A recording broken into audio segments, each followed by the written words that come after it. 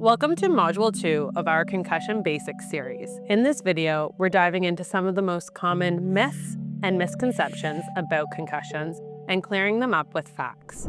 Let's start with this one. Myth number 1. You need to be knocked unconscious to have a concussion. The reality?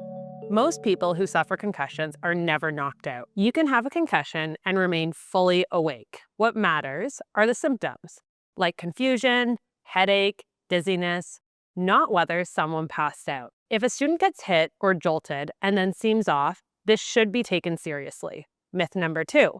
You have to stay in a dark room for days. This used to be common advice, but research now shows that prolonged isolation in a dark room can actually delay recovery. The reality? A short rest period, about 24 to 48 hours, is helpful. After that, gradually reintroducing light, quiet activities like reading, talking with a friend, or even using screens in moderation can be beneficial as long as they don't make symptoms worse. Myth number 3, no activity at all until you're 100% better. The reality? While rest is important early on, complete inactivity beyond the first couple days may prolong your symptoms. Light physical and mental activity, like going for short walks, doing some schoolwork, or hanging out socially in a low-key setting, can help with recovery. The key is to stay within your comfort zone and stop if symptoms get worse. Myth number 4, wearing a helmet prevents concussions. This one is especially common among athletes. The reality?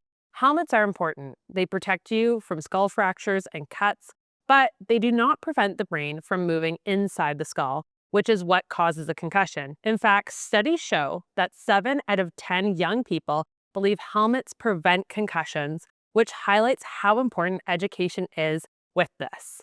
Myth number 5, a harder hit means a worse concussion. Not necessarily. It's not just about the force, it's about how the brain moves. A relatively light impact at the wrong angle can cause a significant concussion, while a heavier hit might not. In fact, 6 out of 10 youth incorrectly believe that the harder the hit, the worse the concussion. What's the takeaway from all of this? Understanding how concussions work and challenging outdated advice is key to better prevention, better care, and better recovery. So remember, you don't need to be unconscious to have a concussion. Rest is important, but not forever. Gradual activity, when tolerated, supports healing. Helmets protect your skull, not your brain, from concussions.